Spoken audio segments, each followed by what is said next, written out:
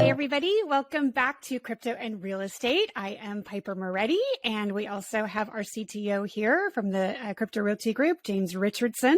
And we've got a very special guest. I'm really excited about him. His name is Kris Bennett, and he's also known as the blockchain bearded guy. Hey, guys. Thank you so much for being here, Kris. I really appreciate it. Thanks for having me. Yeah, it's a long time coming. So tell us a little bit about yourself, and then I've just got a few questions here that I want to start off with. We're going to kind of reel it back today and just we're going to start out with the basics of blockchain, but just give us a little bit about you first. Yeah, you bet. So I got involved about 7 years ago now in blockchain education. Spent about 20 years before that in IT services consulting. So really helping people find the right technology solutions to support whatever it is they wanted to go do. And, the part of that I always enjoyed the most was connecting people with technology. And so blockchain came around, kind of took the world by storm, a few years ago, and I decided to get involved. And of course, anytime there's sweeping new technology, well, that all starts with education because everyone always wants to know what is it and how does it work and what can we do with it. So that's what I spend a lot of my time talking about, and so that's why I'm so excited to be here with you guys today. Thank you. And I have a question for you. Are you a coder? I mean, can you actually get in there and code smart contracts and all that stuff? Because I'm always curious about that. I started off my career many years ago as a software developer, and I've kind of stuck with custom solutions and software engineering. I'm probably not the best guy to write a smart contract, but I can hack one together and get it to do a few basic things. So cool. Yeah, great. That's what I'm hoping to do.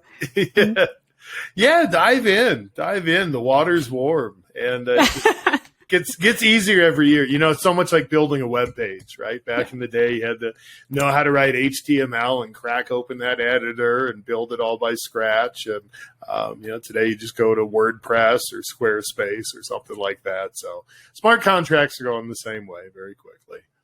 That would be amazing. And I do have to preface this, you guys, by saying that I think the majority of our listeners are real estate professionals, some realtors, maybe some title, escrow, and these are all people that by and large do not know how to code. And let me just back up. You don't have to know how to code in order to understand blockchain fundamentals and how they can relate to your business and how they can basically just change the whole face of real estate. But we've got a couple of Sparties on here today, so I'm excited. So James, welcome back. Great to be back. Thanks for having us. And yeah, I'm really excited to have Kris here too. I learn something every time I hear him talk about the basics. And again, you guys have worked together. Yeah. Yeah, I've seen him. Yeah, I've sat in on some of his classes. Definitely has a lot of deep knowledge, and again, going back to those basics and those fundamentals, and talking about it, like you said, in a non-technical level. Even people that are experts or advanced in the space, they really need that refresher too. So it's really good that we're talking about that today. Yeah, and I do appreciate it, especially coming from the deep educational side. So so the reason why I'm doing this is I had a good friend of mine who is an escrow rep. And I've spoken for her many occasions. We've got we've had lunch and learns, we've had, cocktail hour, ask me anything, that kind of thing. And she sat me down one day and she goes, "You just need to explain what blockchain is." And I offered to bring her on the show and just have her ask me questions. And she says, no, I don't want to sound stupid. But there are no stupid questions. So, I mean, let's just start at the beginning, Kris. Let's just get down to the basic. What is blockchain technology? Yeah, that's a great question. And it's one that comes up all the time. And, I'll start off just by saying whatever blockchain is, we'll get to that in a moment, but it's incredibly new. All of this didn't start too long ago.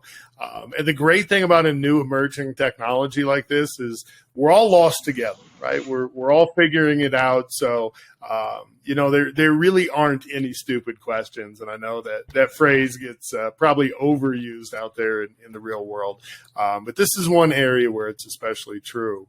But really what blockchain is about, we talk about blockchains having a ledger.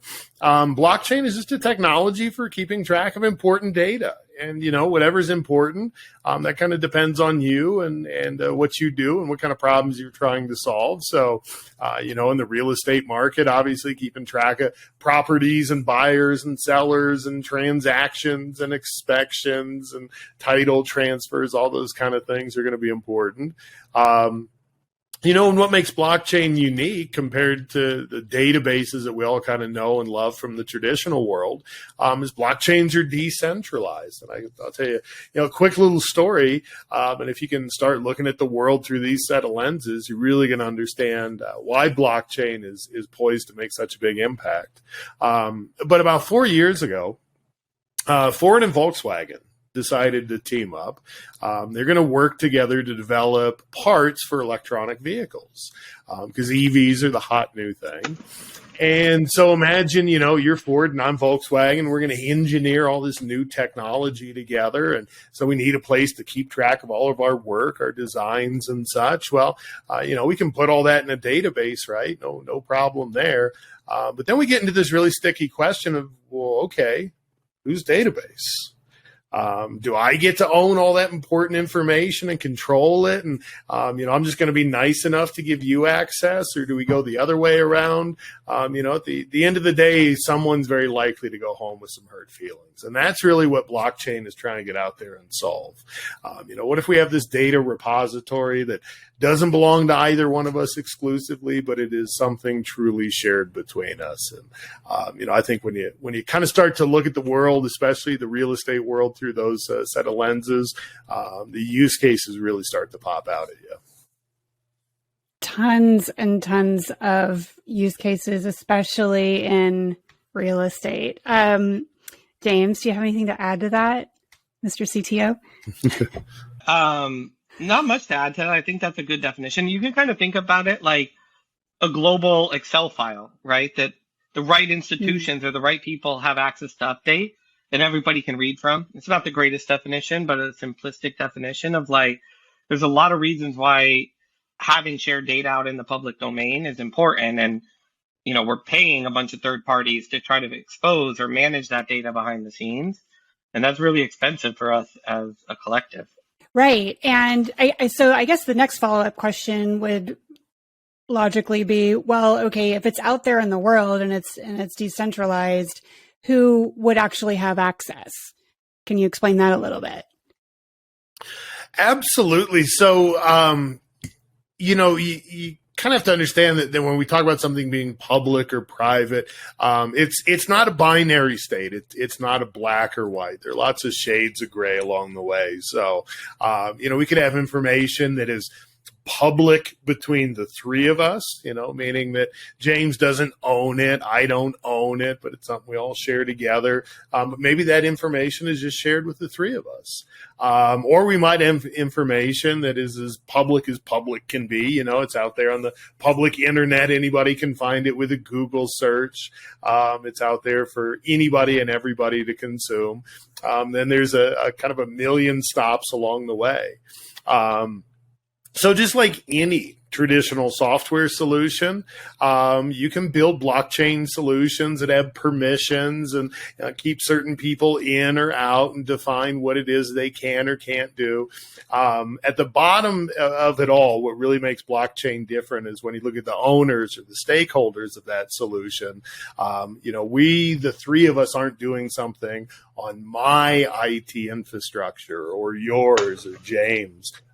It's infrastructure that we share together, and that's really the revolutionary concept behind it. Yeah, and that's sort of the network thing, right? You have your own private home network, right, where you might let your computers talk to each other in a different way than you do on the open public internet network, right? And so there's definitely a networking component here, and really an ownership protocol. Blockchain's really about when transactions happen. So the FedEx guy handed it to here. we can record that moment in time, really like have a timestamp. And then it does give businesses the tools to build other utilities on top of that shared data set, right? So I might build a dashboard where some of that data inside my system and then like cross-reference with my own internal IDs, right? Maybe lets me build some dashboards or some business insights that I wouldn't have been able to get independently, right? But somebody else might not be able to recreate that because I'm using public data plus a combination of my private data or like a blockchain application with a traditional application built on top of it, where this technology also doesn't live necessarily independently, but really is a foundational layer and maybe a piece missing from the early internet, right? Which the internet's very about identities, logins, and transactions. But both of those components require extra bolt-ons to the internet, which is really how we use it today. Blockchain gives us a foundational layer that's sort of like a networking protocol, just like the internet, but with identity and transactions built in. So the amount of applications we can build on top and the speed and ease of building those applications should drastically increase. How long actually has blockchain been around? Because we know Bitcoin came out in 2009, right? That's the most well-known one, but people were working on that way long before that. So smart contracts, I mean, those kind of date back to the 90s, right? It depends on how you define blockchain, right? But like, I think, okay. And Kris, I'd like to hear your answer, but I think most people credit the way we use blockchain today. Bitcoin is kind of the first application that really kind of piece these existing technologies together in a way that we kind of say that's blockchain technology. But yeah, people were working on decentralized ledgers and this problem for a while. Kris, what's your answer to that officially? Yeah, I mean, one of the things I love about technology, it's just like working in fashion. Everything that's old becomes new again. So if you just hang on to something long enough, it's back in vogue. But that being said, there's so many parallels to the internet. So, the internet started out with just this one use case. We had all these different disconnected email networks. But we thought, hey, wouldn't it be great if someone from MCI could send an email to somebody at Stanford University? So it was kind of this vision to connect all the networks. And then once we did that, we realized, there's all this other cool stuff you can do as a byproduct of that. Everything with blockchain kind of started with this quest for digital money. And that was really something that began in earnest back in the 1970s. But yeah, a lot of what we know is blockchain today, for example, smart contracts, that came about on a platform called BitGold in the 90s.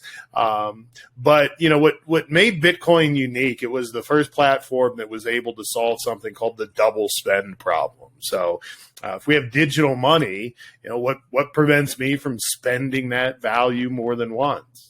And it's a simple problem when we sit here and talk about it as humans, but it's a difficult thing to get a computer to understand because the computer doesn't care how many times you view the same picture or go to the same web page or listen to the same album.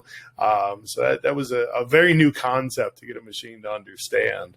But yeah, kind of depending where you start your clock, this is something we've been working on for a few decades now. When I teach, I always have to, and I'm sure you have to do this as well, Kris and James, because you teach as well. You've got to differentiate, crypto and blockchain. You can have a blockchain without a cryptocurrency, but a cryptocurrency has to live within the environment of a blockchain, right? And I saw an interview, I don't know, somebody sent me this story not too long ago, I think it's a reel, of somebody saying, blockchain for title and for the industry, for the real estate industry is never going to work because of the volatility of crypto. And I'm like, oh my God, this guy has no clue as to what he's talking about. And that's just out there in the world, and people are getting just like the wrong idea about this whole thing. So we're not talking when we're talking about blockchain for real estate, we're not talking about Bitcoin. We're not talking about Ethereum or any of the, we're not talking about Shiba Inu, although you can pay with those things. But I mean, we're just talking about there's so many holes in real estate that need to be filled, starting from the contracts all the way through the escrow and title process. Yeah, Talk well, about that a like little bit. the first thing I would say is, yeah, I think that's a good point. There's like permissioned or the semi-private blockchains, like that use case Chris was talking about earlier. That's not going to use an open public blockchain like Mm, Bitcoin or Ethereum, not only because of the volatility, but because of the speed and the cost to send that transaction to every computer in the world. Like, it's not necessary for that use case. So yeah. we are talking about technology and just a tool for solution architects and for developers. Again, just like the mobile phone or the internet, right? We're talking about new tools that is available to businesses to build on top. And most business applications would run like their own private network blockchain, the same way you could have your own home network, right? That you're not necessarily paying another ISP for. You can do that for free. That's a lot of business applications won't be Mm. relying necessarily on Bitcoin or Ethereum's volatility. You know, some might, but it'll come down to those actual use cases. Yeah, it's funny. My son is 22. We were just chatting this weekend. I call him on the phone from time to time, and he kind of laughed. He said, "Yeah, Dad, you're the only person I talk to on the phone anymore. You can text, you can do your TikTok updates and your Instagram story and your YouTube shorts, but this device has kind of transitioned from being a phone." To just being a phone in name only. We see so many technologies that start in one certain place and then, over time become so much more or drift away. Go back in time 30 years and tell someone, hey, in the future, most single people are going to meet each other online. Online dating is going to kind of be that kind of used to be the last resort, right? If you were so repugnant you couldn't meet someone in real life, there was still hope. But that sure became normalized quick. And we're seeing that in blockchain. Just like with the internet, email didn't go away. But a lot of really interesting stuff came along afterwards, and that's what we're really starting to see in blockchain. And I think when we sit down and talk about the process of buying a house or selling a house, to our children and our grandchildren, I think it's going to be kind of like me talking to my grandmother who grew up on a farm in Kansas. Wow, life used to be that way. You got to walk to the county, poor fool. get paper. Yeah. How can it be uphill both ways? The physics of that just don't work out. I know. And it seems like every parent did that. I don't know. Side note, one of my favorite videos is watching teenagers trying to figure out a rotary phone. It cracks me up every single time. They have no idea. But yeah, I grew up with those things and it would scare the crap out of you every time it rang. So let's plug this in then. We've kind of covered title in a few other episodes here, but I mean, to me, that's the lowest hanging fruit. There are a few companies that are working on title solutions, but none of them have really stuck yet.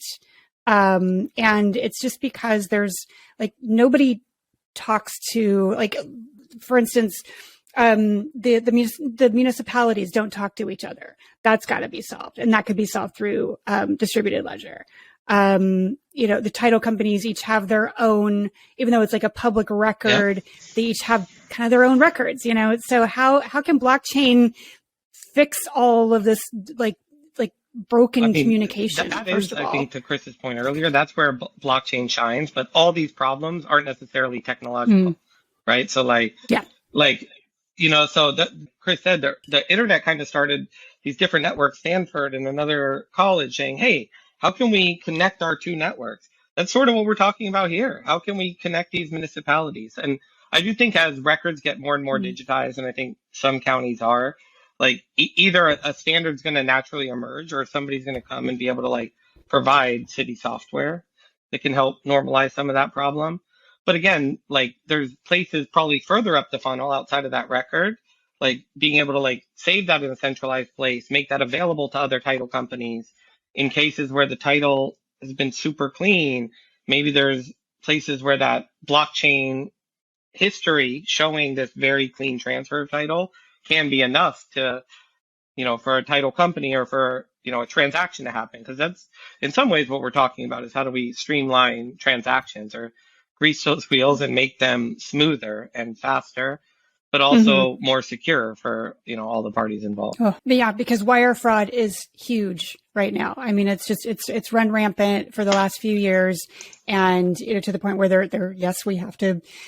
The second we do a buyer's contract or RPA, there's a wire transfer fraud disclosure in there, just saying, hey, guess what? There's a good chance that your funds could be stolen, and if they are, this is what could happen. Those wire fraud companies, they're sending it right at the right time, like when people are kind of expecting it, create a little bit of urgency, like, and get people off their game. And again, this is something, I mean, again, that's a human problem in some ways. Blockchain is going to have its set of fraud too. Like, it's not necessarily the technology always, but this is a place where that disconnect between the email, the transaction, and you going to your banker and sending that disconnect is what they're taking advantage of. Blockchain can help connect that chain of transactions, for lack of a better word, to where we can provide more security or a way for the other party to verify that it's going to the right place ahead of sending it. And so I do think blockchain can definitely help with the fraud there. But just like anything, it's a new tool for developers. It's a new tool for scammers as well. Absolutely. Yeah, I think James kind of hit on an important piece, at least from the technology side. If you and I do some business together, if we have a transaction together, if I sell a piece of real estate and you buy it, who is the authority that can speak to the truth of that transaction? Because it's not me and it's not you, but we both have to play a critical role in that. You talked about municipalities connecting together and sharing data. Well, if you're the Chicago metro area and I'm the Dallas metro area and James is the DC metro area, we can put all that real estate information in a database, but one of us has to own it. One of us has to pay for that. One of us has to go out and hire an administrator and make sure it's backed up and that it meets, federal and local security standards. Those things get kind of expensive. And if I'm the one taking on that cost and you guys get to benefit from it, that's not exactly fair or equitable. And so we see a lot of businesses, organizations get stood up who purely exist to be the middleman. One of the things that really got me excited about blockchain years ago, one of my first jobs out of school, was working in the cable industry. And traditionally, cable networks and the TV networks, the cable companies and the TV networks have these very, very complex contracts. So complex that when it's time for a payment to be made, they just kind of thumb to the wind, guess, write a check, and then settle up at the end of the year. And so we worked as an auditing company that made several tens of millions of dollars a year in revenue, just figuring out how much these guys over here owe these guys over there. There's a lot of organizations like that in the middle that just add a lot of friction to the process and don't add a lot of value. I'm sure if anybody's bought a house recently, they're probably listening to this and going, oh, yeah, I felt some of that. Oh, definitely. And it happens in every transaction. Like I said, it's never going to be absolutely seamless. There's always something, but I mean, even contractually, I mean, we could, of course, but you'd have to do this in every single state because we all, every state has its own disclosures and rules and regulations and everything, but it is entirely possible if you have a ton of money, a lot of capital to do this. But, these disclosures, and they change yearly. They can be digitized, for lack of a better word, and we can provide smart contracts, and like for instance, a contingency. Once that's met, then you can move on to the next contingency. That so on and so forth. And if these rules are met, okay, now we're we're in the appraisal process. We've got the loan funded, and now we're clear to close. Like those kinds of like really basic ones. But then multifamily, there's different disclosures for that than there are single family. There's also commercial, all that stuff. So we're looking at multiple types of properties, multiple types of disclosures. But I know that it can be done, or it should be done. I think it will be done. I think, what do you think about that? And again, I think to Chris's point, who's going to do it? Because a lot of people benefit from this, right? But who benefits a lot from this too is regulators. Like regulating and auditing. Kris, mentioned auditing. This is an accounting technology. Yeah. Like, where it's going to make it easier to find fraud, to track down criminals. Crypto has a bad, reputation for being anonymous, but it's extremely hard to do anything digital and not leave a footprint in today's world. Like, unless you're extremely good at what you do, just because you're using Bitcoin, if you try to come from Bitcoin to cash and you're going to try to do that without giving up your identity, good luck, but there's some level here of like, the regulators and, the big institutions probably benefit the most. So if there can be some consensus at that tier, it's probably where you can get the most bang for the buck. If they did it, let's just say if all real estate records were digitized around the country and there was a shared national database, the amount of innovation around real estate we would have a whole new boom, but that is, a big foundational problem to be solved. Kris, what's your thoughts on that? Piper kind of touched on something that I wanted to go back to, said, hey, I got this idea for how this technology might fit in and solve a problem.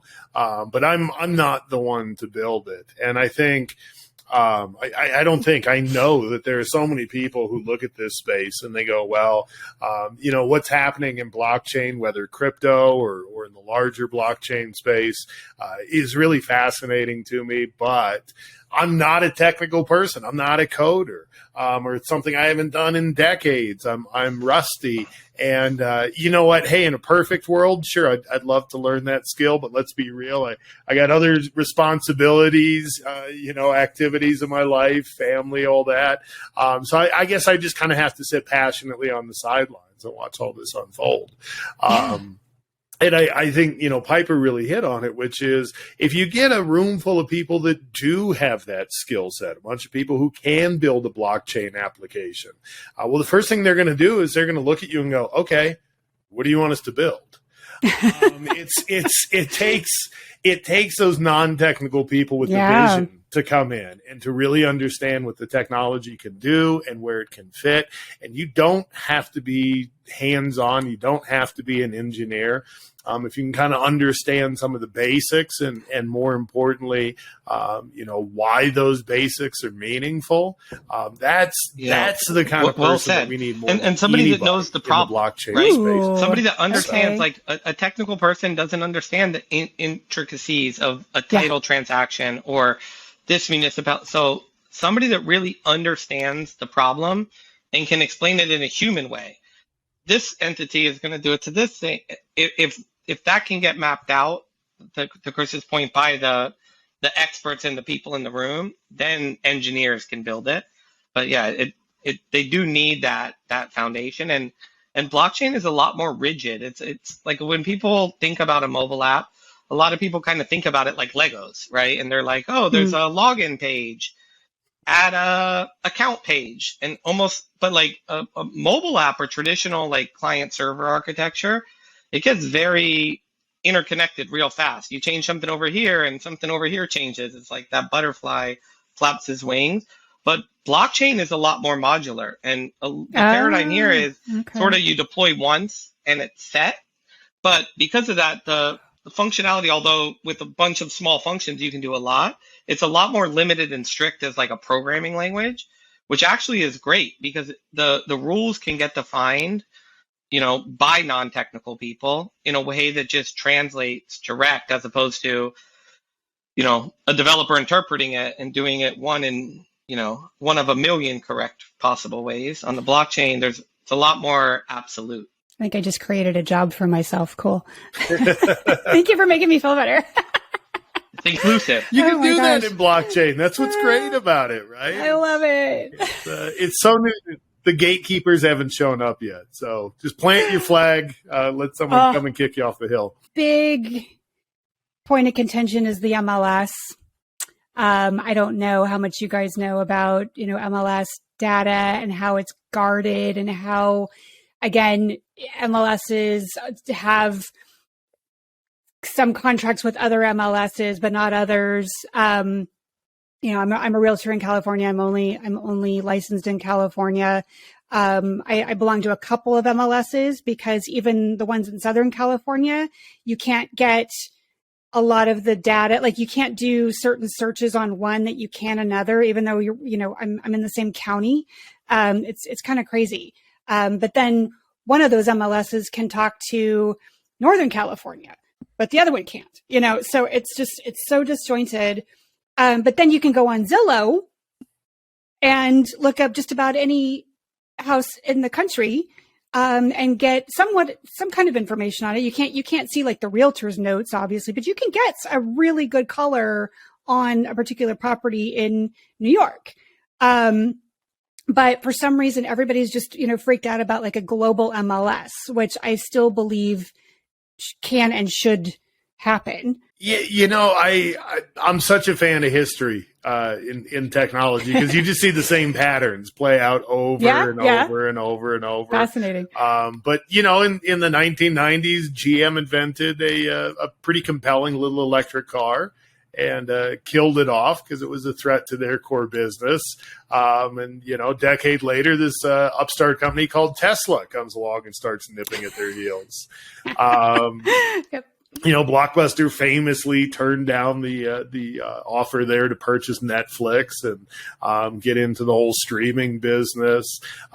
Sears gets replaced by Amazon. So, to a certain degree, you either get with the times and you evolve, or someone comes along and they create a better version of what you're offering. I think we're seeing this right now in the the cable industry. Last month, I read a news article that for the very first time, online and streaming, the number of viewers finally eclipsed the number of viewers watching broadcast TV worldwide. Yeah, we knew that was going to happen. Yeah, same thing. Yeah. So MLS maybe something that right, but the idea that like these things are all fragmented, like either, like Kris said, they're going to adapt and start working together. Maybe it made sense to have little semi-monopolies before, but, it's one of those things where that problem, the reason that they're segmented might not just be technology. There's some political or some relationship reasons why that doesn't happen as well. And so, our dues go to that. So, therein lies like all kinds of stuff, but yeah, as far as like Zillow is concerned, like a little bit of history there, they were an aggregator at one point, they were not a brokerage. They said, oh, we'll never become a brokerage. And you could actually choose whether or not your property was going to be listed on Zillow. Now, if it's a coming soon, we've got rules about coming soon and all that because, some players kind of mess that up for us too. With pocket listings and stuff, but that you can prohibit that from going onto Zillow. But once it goes live, now that they're a brokerage, because it's on the MLS, they get the MLS feed, they get the IDX feed, and so there's nothing that I can do. Especially me belonging to a big brokerage, they can like small brokerages can turn it on and off those permissions, but big ones like mine, they won't do it. Because they would have to do it for 85,000. Yeah, it's not a personal decision. or at least, I don't know, 11 or 12,000 in California. So, that was the smartest thing. Exactly. It's like, I have no say in the matter, and neither does my client. Cause I had a client that didn't want it out there, they just wanted to keep it small. Some ways, all of these things, OpenSea and these other NFT marketplace, they're aggregating collections on an open public blockchain. Some of those creators don't have a say in which marketplaces they're on, sometimes, or if they enforce royalties or if they don't. So look, these are problems and questions that we're going to deal with, but it's going to be a combination of the technology and the legal, financial, social norm kind of contracts that we kind of all agree to, like evolving together.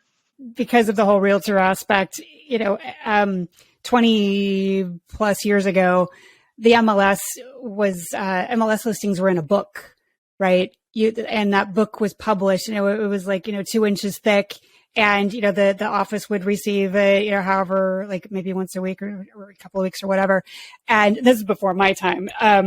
But once that went to online listings, a lot of realtors were like, oh yeah, that's never going to work. I'm not going to go online. Evolve or die, like Kris said. Well, those realtors are no longer in the business, or they died out, or something. I mean, this is exactly, yeah. And that we're kind of at that precipice again, where, all right, now we're all online, and it's still pretty darn clunky. Is the next iteration Web3? Is the next iteration, blockchain technology and real estate? So I think so, but it's going to take the right, like you said, that switch between crypto and like blockchain, right? Like if I implement blockchain, I could get sanctioned by the SEC, right? So some of the clarity and the rules, and maybe a couple big companies using it in a way. And again, Kris mentioned it. Almost every big company is using blockchain in some context, more than you would suspect, right? Maybe not using it for payment or to hold their treasury as like a cryptocurrency, but using blockchain underneath the wheels to do something better or more efficient and reduce human labor or room for mistakes, or making it efficient or smart to share data between a competitor on one side, where then we're going to compete with them on the other side of that funnel. I get really excited when I think about blockchain, about the areas of life that just kind of feel behind.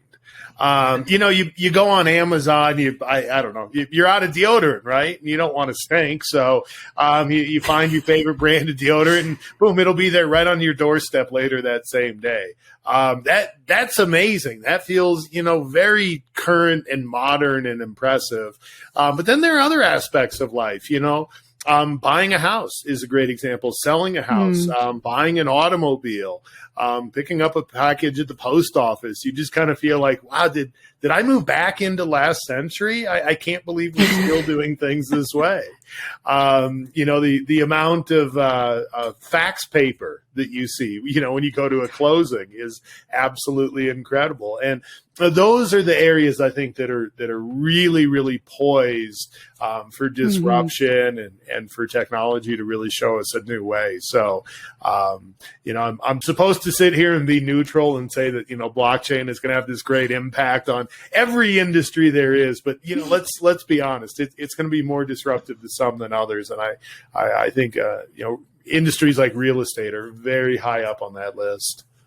I think so. Definitely. I think what I'm going to do is I'm going to break this out into two, if you don't mind coming back, Kris. No. I know James is all into it, but, these are fun. If we got to talk about crypto and real estate. And I think we can save tokenization. I've had other talks on tokenization and whatever, but it's not just tokenization. It's payments, it's loans. There's a whole other aspect of payments and settlements that we haven't even gotten into yet. Like I said, this could be like a 2-hour podcast. I don't want to freak out my 8 listeners here. So, but would you guys be willing to come back to talk about that in a couple of weeks? Awesome. I shouldn't go without saying I am, I have my course. I am in the middle of updating it. Kris is going to be joining us in all that. I'm really super excited. It's my course is almost 2 years old now, and it's already a lot of it's old information. So that's why I'm updating it. If anybody's interested, I will give you a deep discount just so you can at least get the basics. But yeah, I mean, we're going to be redoing that. But for now, if anybody wants any other information, or like, oh gosh, I want to know more about blockchain and all that, like, where can they find you, Kris, and what do you suggest? I recommend Blockchain Training Alliance. Have a personal affiliation there, so I'm a little bit biased. We've got some great courses for technical, non-technical folks. Piper, if you're hearing a lot back from your audience and folks in real estate, I would love to come back and explore some of those questions with you. So let's do it. Just stay tuned here to the podcast. We'll dive back into that.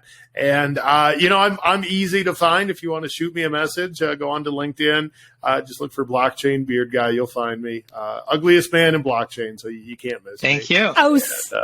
We're here to help. Yeah. Thanks everyone. Have a great day. Well, thank you guys so much.